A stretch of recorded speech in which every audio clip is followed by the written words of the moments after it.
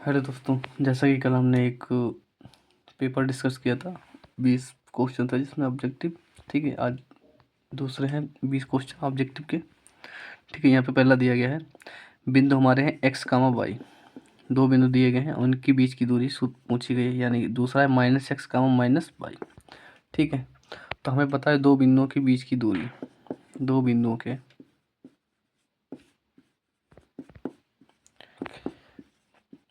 बीच की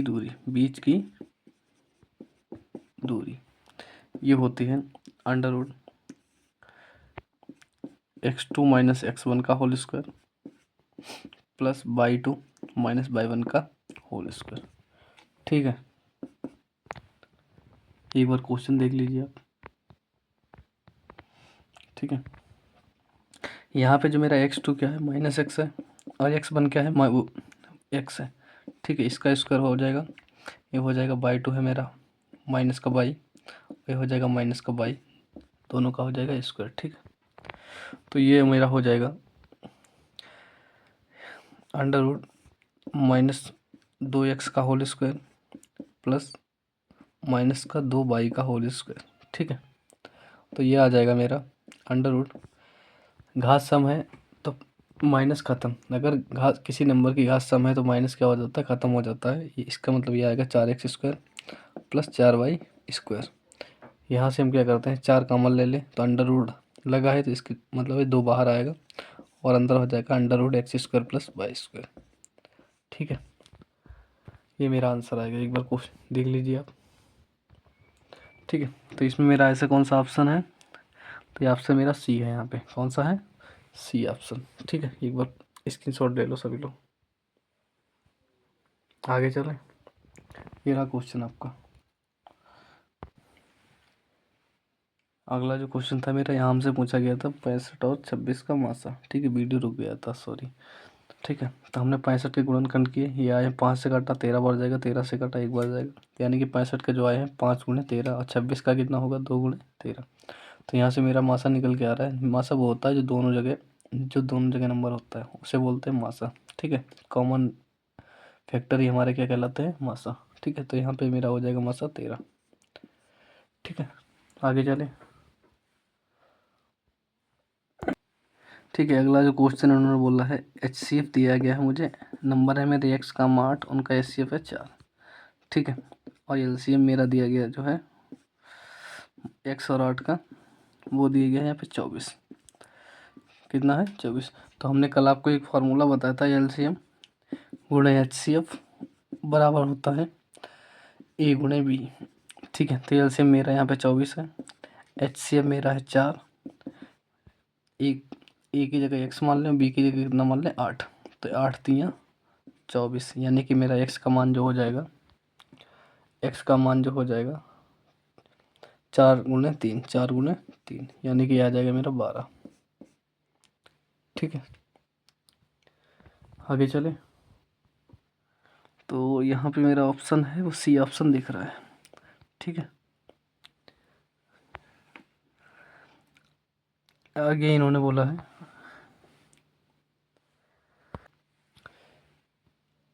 ठीक है, आगे इन्होंने बोला है 35, 56 और 91 का LCM पूछा गया है। तो ठीक है, तो LCM निकाल ले लेते यहाँ से।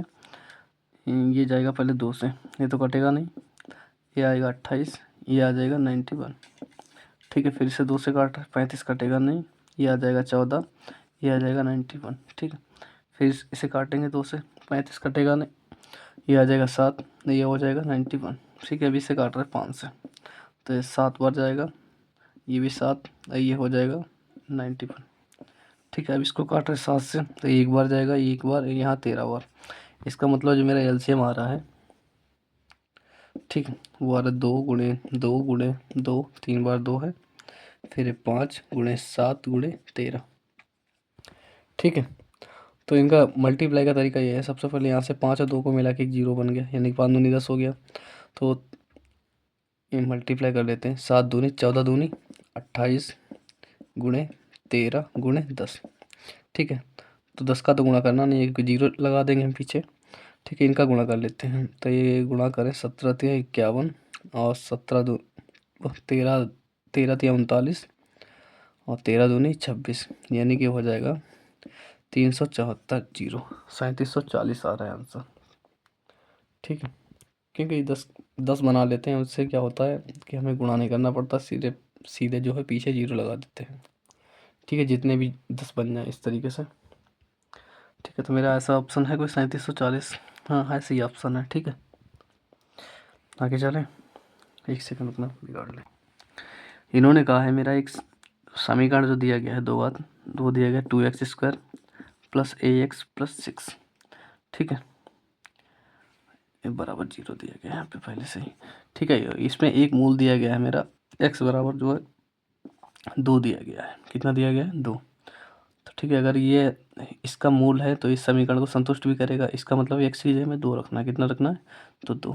तो 2 का स्क्वायर प्लस 2a प्लस 6 बराबर हो जाएगा 0। तो 2 दूनी 4 दूनी 8 प्लस 2a प्लस 6 बराबर हो जाएगा 0, यानी कि 8 अच्छे हो गया 14 प्लस 2a बराबर कितना आ जाएगा? 0। उधर जाएगा 2a बराबर हो जाएगा माइनस का 14, तो a बराबर हो जाएगा माइनस का 7। कितना हो जाएगा? a बराबर हो जाएगा माइनस का 7।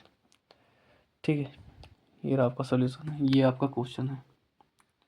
ठीक है, अगर किसी भी द्विघात समीकरण हो या तीन घात समीकरण हो, किसी का भी अगर उसका मूल दिया गया है तो उस समीकरण को वो संतुष्ट भी करेगा। ठीक है, तो यहाँ पे हमने डायरेक्ट x की वैल्यू 2 रख दी है। ठीक है, तो यहाँ से हमारा ऐसा कोई ऑप्शन आ रहा है, यहाँ पे x बराबर जो है मेरा -7 आ रहा है। डी ऑप्शन सही है। ठीक है, आगे चलें। एक सेकंड। ठीक है, जो अगला क्वेश्चन दिया गया है, इन्होंने बोला है दो संख्या है, उनका योगफल 8 है और अंतर दिया गया है 2, यानी कि ए और बी नंबर अगर मान लें हम तो उनका योगफल आ जाएगा 8 और अंतर आ जाएगा 2। तो हमसे पूछा गया, संख्याएं पूछी गई हैं, तो एक बार इन्हें जोड़ दें, जोड़ के आधा कर दो तो 10 का आधा, एक बार घटा के आधा 6 का आधा, यानी कि यह आ जाएगा 5 और यह आ जाएगा 3। ठीक है, जब भी इस तरीके के समीकरण हो, एक बार जोड़ के आधा कर दो, एक बार घटा के आधा, तो 5 का 3। ठीक है, सभी ऑप्शन आ रहा है मेरा। ठीक है, ठीक है, चलें आगे। अगला जो मेरा दिया गया है 4x² माइनस का 12x प्लस 9 बराबर 0। ठीक है, वीडियो जो रोकते हैं वो बिगाड़ने के लिए रोकते हैं। ठीक है, ये क्वेश्चन हम भी पहली बार ही देख रहे हैं, पहली बार इसे हल कर रहे हैं। ठीक है, तो यहाँ मेरा समीकरण दिया गया है, इन्होंने पूछा है इसके मूल कैसे होंगे। ठीक है, ये माइनस का 12 है। ठीक है, तो हम इसके मूलों की प्रकृति, तो यहाँ पे हमारा ए जो है मूलों की प्रकृति चेक कर रहा है। चेक करने के लिए इनकी पहले तुलना करते हैं।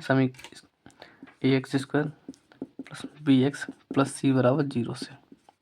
ठीक है, तो मेरा यहाँ पे a का मान जो है वो 4 आ रहा है, b का मान कितना आ रहा है, यहाँ पे माइनस का 12 आ रहा है, c जो आ रहा है 9 आ रहा है। ठीक है, तो हम रख रहे हैं d बराबर क्या होता है, b² माइनस 4ac।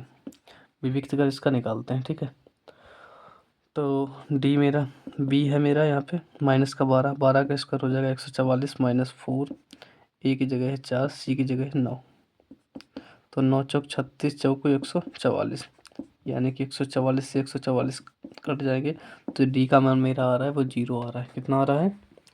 0 यहाँ से, क्योंकि 9 चौक 36, चौको 144, 144 से 144 जाएंगे तो 0 आ जाएगा। ठीक है, इस केस में क्या होगा, जब भी यहाँ पे 3 कंडीशन होती हैं, अगर डी जो मेरा 0 से छोटा आ रहा है, ठीक है, पहले तो इसका स्क्रीनशॉट ले लो, फिर इसे बिगाड़ रहा है।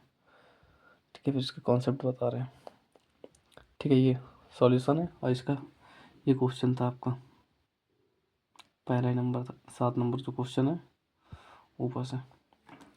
ठीक है, ठीक है, तो यहाँ पे 3 कंडीशन बनती हैं। अगर डी मेरा जो है 0 से बड़ा है तो उस केस में जो है मूल वास्तविक होंगे और समान भी होंगे। ठीक है, अगर मेरा डी छोटा है 0 से तो मूल काल्पनिक होंगे, और डी बराबर अगर 0 आ रहा है, कितना आ रहा है? 0। ठीक है, जैसा कि मेरा आया तो इस केस में क्या है, मूल वास्तविक और बराबर होंगे। कैसे होंगे? मूल वास्तविक और बराबर। तो यहाँ पे मेरा ऐसा कोई ऑप्शन दिख रहा है जिसमें मूल वास्तविक और बराबर हो। हाँ, ऐसा मेरा सी ऑप्शन है। ठीक है, रियल एंड इक्वल, वास्तविक और बराबर। ठीक है, आगे चलें, इसको बिगाड़ दें पहले।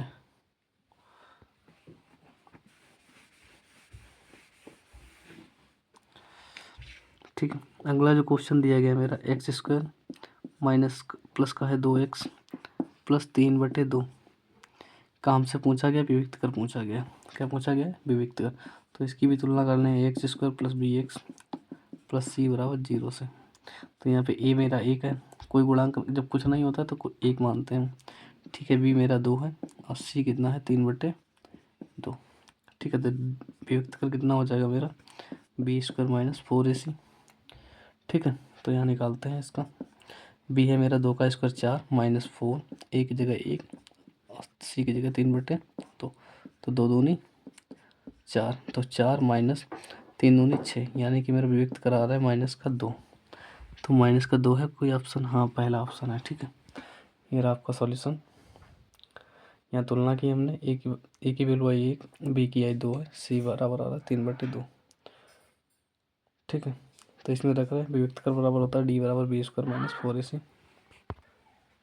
ठीक है, तो यहाँ पे 2 का स्क्वायर जो है मेरा 4 आ रहा है -4, ए की जगह 1 आ रहा है, सी की जगह 3/2। 2 से काटेंगे 2 बार जाएगा, 2 दूनी 4 होता है। ठीक है, तो 3 दूनी 6 हो जाएगा और 4 में से 6 में से 4 जाएगा, 2 बचेगा। बड़े वाले नंबर के आगे जो साइन होता है वही लगा देते हैं। ठीक है,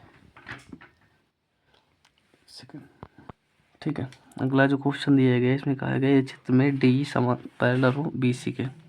डी जो मेरा समांतर हो बी सी के, ए है, बी है या सी है। ठीक है, तो डी जो है मेरा पैरेलल है बी सी के। ठीक है, तो यहाँ पे हमें दिया गया है, हमसे पूछा गया है ए डी बटे ए बी पूछा गया। ठीक है, ये डायरेक्ट हो जाएगा। यहाँ से पहली छोटी छलांग फिर बड़ी छलांग, तो इधर से भी लगा दो छोटी छलांग फिर बड़ी बड़ी छलांग। ठीक है, तो ए ई बटे ई सी, ए ई बटे ई सी। ठीक है, पहले तो ये क्वेश्चन समझ लो, ये पूछा गया था। तो यहाँ से पहले ए डी से आ रहा फिर पूरे जा रहा है, तो इधर भी वही काम करेंगे, ए ई बटे ए सी। ठीक है, तो ऐसा कोई ऑप्शन है मेरा ए ई बटे ए सी, ए ई बटे ए सी, ए ई बटे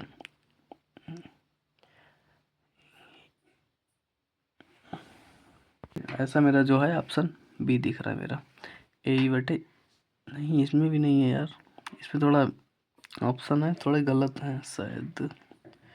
ए ई बटे हो जाएगा ए सी, ये मेरा क्या होगा ए ई बटे ए सी होगा यहाँ पे, क्योंकि पहले छोटी छलांग है फिर बड़ी छलांग है। ठीक है, इसके 3 होते हैं एस्पेक्ट, वो बता रहा है।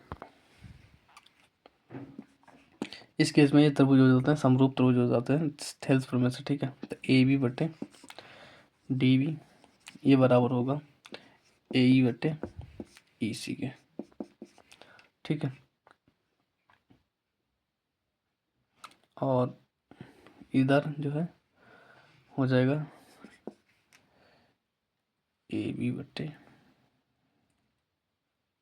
एक सेकेंड थोड़ा गड़बड़ हो गया, बिगाड़ा दोबारा समझा रहे, एक सेकेंड।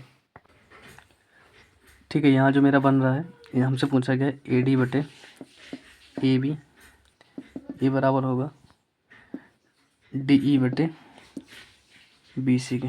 ठीक है, जैसा कि ऑप्शन हमारा डी दिख रहा है यहाँ पे। ठीक है, यहाँ पे तीन कॉन्सेप्ट बन रहे वो हम बता रहे हैं। ठीक है, ठीक है, पहला तो क्या होता है, अगर ये लाइन पैरेलल है तो इनके संगत कोण हैं जो बराबर होते हैं, तो इसे अल्फा अल्फा मान लें, और ये भी बराबर होंगे, इसे बीटा बीटा मान लें। तो इस केस में क्या होता है, त्रिभुज जो है मेरे ए डी ई समरूप हो जाते हैं त्रिभुज ए बी सी के। ठीक है, ए डी ई समरूप हो जाएंगे त्रिभुज ए बी सी के। ठीक है, और जब समरूप त्रिभुज हो जाते हैं तो इनकी संगत भुजाओं का अनुपात जो है बराबर होता है, ए बी बटे ए डी बराबर होगा ए सी बटे ए ई और बराबर होगा डी ई बटे ई सी, जैसा कि हमसे भी पूछा गया था। ठीक है, सॉरी, पहले बड़ा वाले त्रिभुज ले रहे हैं तो इसका मतलब पहले आएगा बी सी बटे डी ई। ठीक है, ये हो गया मेरा, कोई दिक्कत। एक चौथा और होता है इनका ए डी बटे डी बी बराबर होता है ए ई बटे ई सी। ठीक है, ये 3 पॉइंट जो है इनका मतलब इन्हीं से कोई ना कोई इस मतलब इससे जो है क्वेश्चन तो हर बार आता है, ठीक है। कभी हमसे भुजाओं में मतलब अनुपात दिया होता है तो उससे भुजाएं पूछ लेता है, नहीं तो इनसे एक क्वेश्चन जरूर पूछा जाता है, ठीक है। ये 3 एस्पेक्ट होते हैं, ये लर्न कर लेना। एक बार सभी लोग इसका स्क्रीनशॉट ले लो, ठीक है। आगे चले, ठीक है। अगला क्वेश्चन जो इन्होंने बोला है, किसी वृत्त के बाह्य बिंदु से खींची गई, जैसे वृत्त है हमारा, इसके बाहर कोई एक बिंदु रखते हैं तो इससे कितनी स्पर्श रेखा खींची जा सकती हैं, तो इससे सिर्फ और सिर्फ एक और एक 2 स्पर्श रेखा खींची जा सकती हैं। तो ऐसा ऑप्शन है मेरा बी, ठीक है। कोई दिक्कत? चलें आगे। इसके बाद इन्होंने बोला है बंटन वर्ग का माध्यक वर्ग पूछा गया है, ठीक है। क्या पूछा गया? माध्यक वर्ग, ठीक है। माध्यक वर्ग क्या होता है? देखो, माध्यक या माध्यिका, ठीक है, और माध्य या समांतर माध्य एक ही बात है, ठीक है। माध्य या समांतर, ठीक है। तो हमसे यहाँ पूछ रहे हैं माध्यिका पूछ रहे हैं, यानी माध्यक वर्ग पूछ रहे हैं। तो हमारी बारंबारता दी गई है, पहला 3, 8, 5, 2 और 1। तो हम इसकी क्या करते हैं, सबसे पहले संचयी बारंबारता निकालते हैं। तो इसकी हो जाएगी 3, और फिर इसे इसके साथ ऐड करो, यहाँ लिख दो, इस तरीके से आना है। तो 8 3 11, 11 5 16, 16 2 18, ठीक है, और 18 1 19 हो जाएगा, ठीक है। तो हमारा टोटल जो आ रहा है इन बराबर आ रहा है 19, ठीक है। इसका मतलब n/2 कितना आएगा मेरा, तो इधर भी याद कर देते हैं, लगभग 8.5 के समथिंग आएगा, ठीक है। तो ऐसा मेरा जो है संचयी बारंबारता में कम वाला नहीं लेते, हमेशा ज़्यादा वाला लेते हैं। 3 से आगे 8 आएगा, मतलब ये आएगा मेरा 11 के पास, और 11 में जो है संचय सेकंड वाले में हो जाएगी, सेकंड वाले में 7, 10, ठीक है। यहीं पे तो आ रहा है 11, संचयी बारंबारता निकालेंगे, इसकी हो जाएगी 3, फिर 8 11, 11 5 16, 16 2 18, 18 1 19। तो इस केस में क्या होगा, 11 आ रहा है, तो हमारी n/2 आ रहा है मेरा 8.5। तो इसका मतलब है 3 तो आए, कम नहीं लेते, उसके आगे वाला लेते हैं, ठीक है। तो मेरा 8.5 आ रहा है, तो लगभग 11 के पास आएगा। तो हमारा वर्ग हो जाए, माध्यक वर्ग हो जाएगा 7 से 10, ठीक है। कोई दिक्कत? ये आ रहा है, ठीक है। एक बार ले लो स्क्रीनशॉट सभी लोग, ठीक है। यहाँ जो मेरा दिया गया है, एक हमें से फिगर दिए गए, ठीक है। ये उससे काटा गया 10 से, तो यहाँ केंद्रीय कोण इसका दिया गया है, त्रिज्यखंड है इसे, ठीक है। यहाँ केंद्रीय कोण 30 है, और इसकी रेडियस जो दी गई है वो 4 है। तो हमसे पूछा गया इसका क्षेत्रफल पूछा गया, तो इसका क्षेत्रफल होता है πr² θ/360, यानी कि यहाँ पाई की वैल्यू 3.14, क्योंकि हमारे आंसर जो है पॉइंट में दिए गए, ठीक है। आर का जो मान है 4, 4 चौको 16 गुणे थीटा जो हो जाएगा 30/360, 0 से 0 गया, एक काटेंगे 12 बार जाएगा, तो 4 चौको 16, 4 तियाँ 12, ये आ रहा है 4 मेरा आ रहा है यहाँ पे, ठीक है। तो यहाँ जो आ रहा है मेरा, इसका मल्टीप्लाई कर लें, 4 तियाँ 12, 14 चौको 56 डिवाइडेड बाई 3, तो ये आ जाएगा 3 चौको 12 पॉइंट, 3 एकम 3, 2 बचा, ठीक है। 3 लगभग 3 9 27, लगभग 4.9 के आसपास आएगा। तो ऐसा कोई ऑप्शन है मेरा 4.19, हाँ, बी ऑप्शन मेरा ऐसा है, ठीक है। आगे चलें, ये फार्मूला होता है, ठीक है। केंद्रीय कोण दिया हो तो उसका त्रिज्यखंड का क्षेत्रफल जो पूछा जाता है, तो ये होता है πr² θ/360, ठीक है। चलें आगे, ठीक है। अगला क्वेश्चन जो मेरा दिया गया है, 2 tan² 45 plus cos² 30 minus sin² 60, ठीक है। तो हम देख पा रहे हैं tan 45 की वैल्यू होती है 1/2, बस सॉरी, tan 45 का मान होता है 1, इसका स्क्वायर करेंगे, और cos 30 और sin 30 आपस में कट जाएंगे, क्योंकि जो cos 30 की वैल्यू होती है वही sin 60 की वैल्यू होती है, ठीक है। तो cos 30 cos² 30 sin² 60 आपस में कट जाएंगे, तो इसका आंसर जो आएगा 2 गुणे 1 बराबर आ जाएगा 1, ठीक है। कोई दिक्कत यहाँ तक? ठीक है, आपको कंफ्यूज करने के लिए दिया गया था, ठीक है। आपस में कट तो रहे, अगर ना कटते तो फिर देखते इसे। वैसे भी करना है तो ऐसे ही वैल्यू रखने की कोई ज़रूरत नहीं है हमें। अगला जो दिया गया है मेरा, यहाँ दिया गया है cos square 67 plus sine square 67। तो हमने बताया था एक फार्मूला आपको, स्क्वायर फार्मूला में cos square theta plus sine square theta बराबर होता है 1। कितना होता है 1। cos square theta plus sine square theta बराबर 1। तो ये भी क्वेश्चन हो गया मेरा, 14 क्वेश्चन हो चुके हैं मेरे। ठीक है, अगला क्वेश्चन है, किसी त्रिभुज में कोण सी जो है मेरा 90 है। कोण सी कितना है 90। इसे बिगाड़ दें ऊपर। ठीक है, कोई त्रिभुज दिया गया है, उसका कोण सी जो है वो मेरा 90 है। इसका मतलब है a प्लस बी का जो मेरा योग होगा वो 90 डिग्री होगा। कितना होगा 90, क्योंकि त्रिभुज के तीनों अंतःकोणों का 180 अंश होता है। तो सी इसमें दे दिया गया है, त्रिभुज ABC में 90। तो a और b का जो जोड़ होगा वो कितना होगा 90। तो हमसे पूछा गया sign A cos B plus cos A sine B. ये हमने आपको सम वाले फार्मूले में बताया था, ये होता है साइन ए प्लस बी का फार्मूला। और ए प्लस बी की वैल्यू जो हमें दी गई है यहाँ पे, वो दी गई है 90, यानी कि साइन 90 का मान होता है 1। ठीक है, इसे हमें लगाने की ज़रूरत नहीं थी ना, इसमें कोई टेन का यूज़ था। ठीक है, बाकी आप कर सकते हैं, वो ज़्यादा लंबा प्रोसेस हो जाता है। ठीक है, इसे शॉर्ट में लगवा दिया हमने। बाकी आप देखना, जो भी है इसका 10 का यूज़ करेंगे, उतना करने की कोई ज़रूरत नहीं थी, क्योंकि हमें पता है sign A cos B plus cos A sine B, sign A plus B का फार्मूला होता है। और ए प्लस बी की हमें डायरेक्ट वैल्यू पता थी 90 है।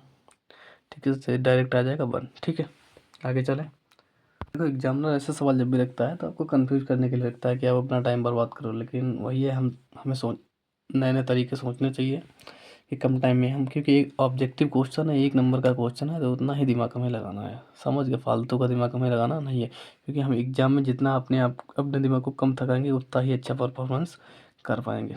ठीक है, तो हम अपने अच्छे तरीके रखें और अच्छी तरीके से क्वेश्चन हल करेंगे। ऐसा नहीं है कि सीधे क्वेश्चन देखा क्वेश्चन पे भाग खड़े हुए, उसमें देखें पूछा क्या गया है, क्या हम उसे शॉर्ट में कर सकते हैं या नहीं कर सकते हैं। ठीक है, वैसा सोच लें, अगर नहीं होता है फिर तो देखते ही हैं अपने उसका डाटा क्या है।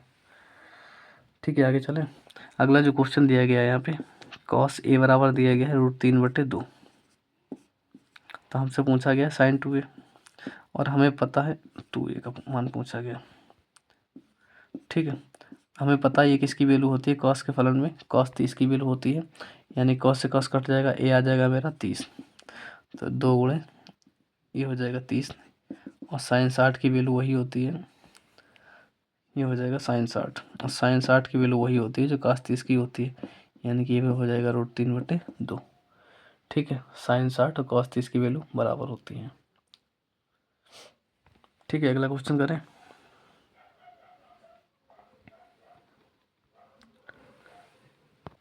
ठीक है, इस क्वेश्चन में हमें दिया गया है, किसी बंटन के लिए माध्य और माध्य यानी कि समांतर माध्य दिया गया मेरा 26.1, और माध्यक जो दिया गया है मेरा यानी कि माध्यिका ये जो दी गई है 25.8। ठीक है, तो हमसे बहुलक पूछा गया यहाँ पे, क्या पूछा गया, बहुलक बराबर होता है 3 माध्यिका। ये तो बहुत इंपॉर्टेंट क्वेश्चन है, हर बार आ रहा है। ठीक है, -2 माध्य 3 माध्यिका, यानी कि 3 गुणे 25.8 माइनस 2 गुणे 26.1। ठीक है, तो इसका हो जाएगा 25 तिया 75 और 8 तिया 24, यानी कि 77.4 हो जाएगा, माइनस 26 दूनी 52 और 2 एकम 2, यानी कि 52.2 हो जाएगा। तो इसको जब माइनस करेंगे तो यूनिट डिजिट मेरा 2 आएगा। ठीक है, ऐसा 2 ऑप्शन आ रहे हैं, चलो माइनस ही कर लेते हैं। 4 में से 2 जाएगा 2 आएगा, 7 में से 2 जाएगा 5 आएगा, यानी कि 52 आ रहा है। ठीक है, ऐसा ये आ रहा है 25.2 आएगा। ठीक है, कोई दिक्कत है यहाँ तक। ठीक है, आगे चलें। ये हो गया मेरा क्वेश्चन। देखो, ये क्वेश्चन बहुत इंपॉर्टेंट है, ये हर बार आता है, तो कोशिश करना आप लोग इसे रन कर लें सही से। ठीक है, इससे मतलब हम भी जो भी पेपर कराएंगे उस पर कोई ना कोई एक ऐसा क्वेश्चन जरूर लाएंगे। ठीक है, चलें आगे। इन्होंने बोला है इसमें बहुलक वर्ग पूछा है। बहुलक वर्ग बहुत सरल होता है निकालना। देखो जितनी सबसे ज़्यादा जिसकी बारंबारता होती है उस वही उसका क्या होता है बहुलक वर्ग।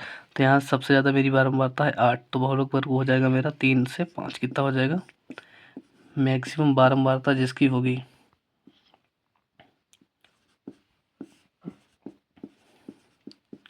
वही मेरा क्या हो जाएगा बहुलक वर्ग क्या हो जाएगा। तो यहाँ मेरी 8 सबसे ज़्यादा बारंबारता है, तो मेरा बहुलक वर्ग हो जाएगा 3 से 5। ठीक है, ठीक है। इन्होंने बोला है एक खिलौना है जिसकी त्रिज्या, एक खिलौना त्रिज्या 2 सेंटीमीटर वाले एक शंख के आकार का है। ठीक है, एक खिलौना है जिसकी त्रिज्या जो है 2 सेंटीमीटर वाले एक शंख के आकार का है, जो उसी त्रिज्या वाले एक अर्धगोले पर अध्यारोपित है। जैसे कि एक अर्धगोला है ऐसा कोई, ठीक है, इस पर एक इन्होंने ऐसा शंख रख दिया है। ठीक है, इसकी त्रिज्या जो दी गई है वो 2 सेंटीमीटर, कितनी है 2 सेंटीमीटर है। और इन्होंने बोला इसकी तिरछी ऊंचाई जो है वो 3 है, कितनी है 3। ठीक है, यहाँ से मेरा क्या आ जाएगा, तो ये हम अगर एच निकालें यहाँ से, तो एच आएगा मेरा 3 का स्क्वायर माइनस 2 का स्क्वायर। 3 का स्क्वायर होता है 9, 2 का स्क्वायर होता है 4, यानी कि एच का स्क्वायर जो है एच आएगा मेरा √5 आ जाएगा। यहाँ से कितना आ जाएगा एच, यहाँ से √5। ठीक है, हमसे पूछा गया है इस खिलौने का कुल पृष्ठीय क्षेत्रफल, लेकिन हमें यहाँ इसकी ज़रूरत भी नहीं थी एच की। चलो, वैसे ये फार्मूला होता है, ठीक है, एल स्क्वायर बराबर होता है H square plus R square. ठीक है, ये स्लैंट हाइट निकालने का, यानी कि शंकु की तिरछी ऊंचाई निकालने का है। ठीक है, हमसे पूछा गया इसका वक्र पृष्ठ, वैसे इसकी ज़रूरत हमें इसकी नहीं थी यहाँ पे। शंकु का मेरा इस खिलौने का जब वक्र पृष्ठ होगा, जैसे ये शंकु, ये खिलौना था मेरा इस तरीके का, सॉरी यार, तो इसका ये तो हो जाएगा बेलन शंकु का वक्र पृष्ठ, और ये हो जाएगा मेरा अर्धगोले का वक्र पृष्ठ, यानी कि खिलौने का पृष्ठीय क्षेत्रफल, पृष्ठीय क्षेत्रफल, कुल पृष्ठीय क्षेत्रफल जो होगा मेरा πr_l प्लस 2πr²। ठीक है, तो 22/7 गुणे आर मेरी कितनी देगी थी यहाँ पे 2 है, और यल जो मेरी थी 3 थी, प्लस 2 गुणे 22/7 गुणे पाई हो जाएगी। अच्छा, आर है मेरी 2 दूनी 4 हो जाएगी। ठीक है, यहाँ तो कोई दिक्कत, चलो इसे हल करते हैं फिर। यहाँ पे जो मेरा आंसर है वो पाई के पदों में आ रहा है, तो पाई की वैल्यू ना रखें हम, इनका ये हो जाएगा 3 दूनी 6 पाई, ये हो जाएगा 4 दूनी 8 पाई, यानी कि ये जो मेरा आंसर आएगा इसका 8 और 6 14 पाई आ जाएगा। ठीक है, क्योंकि हमें यहाँ रेडियस दी गई थी 2, और स्लेंट हाइट जो थी मेरी वो दी गई थी 3। ठीक है, वो आंसर मेरा पाई में था, तो हमने पाई की वैल्यू नहीं रखते यहाँ पे। ठीक है, तो 3 दूनी 6 हो जाएगा, 4 दूनी 8, 22/7 को फिर से हम पाई में बदल लेंगे। ठीक है, तो यह 8 और 6 14 पाई आ जाएगा। ऐसा ऑप्शन मेरा है, हाँ ऐसा ऑप्शन जो है मेरा, ये ऑप्शन डी ऑप्शन है 14 पाई। ठीक है, अगला जो क्वेश्चन है मेरा, इसमें प्रोबेबिलिटी का क्वेश्चन है। इन्होंने रेड बॉल जो दिया गया है, रेड बॉल जो है मेरी 3 है, और इसमें जो नीली बॉल है वो है 2। ठीक है, इन्होंने बोला ये एक जो मेरा थैला है उसमें 3 लाल गेंद पड़ी हैं, 2 नीली गेंदें पड़ी हैं, इनमें से हम क्या करते हैं एक गेंद निकालते हैं। इन्होंने पूछा इस गेंद के नीली होने की प्रायिकता, यानी कि हमारी नीली गेंदें हैं 2 टोटल हैं 5, तो इसकी प्रायिकता कितनी हो जाएगी 2/5। ऐसा ऑप्शन दिया गया है। जो पूछा गया वो ऊपर और टोटल नीचे, टोटल मेरी है 3 और 2 5 गेंदें, तो नीली निकालने के लिए कोई 2 में से कोई एक आ सकती है, तो 2 लोग मेरे फेवर में रहेंगे, इसका मतलब इसकी प्रायिकता हो जाएगी 2/5। ठीक है, और प्रायिकता कभी भी हमेशा है या तो 0 के बराबर होगी या 0 से बड़ी, और 1 के बराबर हो सकती है, 1 से छोटी हो सकती है। और इसमें एक पॉइंट डाल के लिख लेना, जब भी जैसे कोई हमारा थैला है उसमें सब सारी की सारी गेंदें जो हैं लाल गेंदें हैं या किसी भी कलर की हैं, ठीक है, हाँ मान के चलते हैं कि उसमें सारी गेंदें लाल हैं। ठीक है, तो अब उसमें से हम एक गेंद निकाल लें या 2 निकालें, कितनी भी निकालें गेंदें। ठीक है, जैसे हमने एक गेंद उसमें हाथ डालते हैं, 50 गेंदें लाल है उसमें, उसमें से हमने हाथ डाला और एक गेंद निकाल ली, तो हमसे पूछा जाए लाल ही सारी गेंदें और उसी की प्रायिकता पूछ रहे हैं, तो हमने हाथ डाला, एक गेंद निकाल ली तो पूछी जाए लाल गेंद होने की प्रायिकता। तो जब 100% श्योर है कि सारी गेंदें लाल हैं तो लाल ही आएगी। जब 100% बात सही हो कि हाँ ये काम यही होना है, तो उस केस में प्रायिकता जो हो जाती है मेरी 1 हो जाती है। ठीक है, ठीक है, आज के जो मेरे 20 क्वेश्चन थे हो गए। ठीक है, मिलते हैं नेक्स्ट वीडियो में।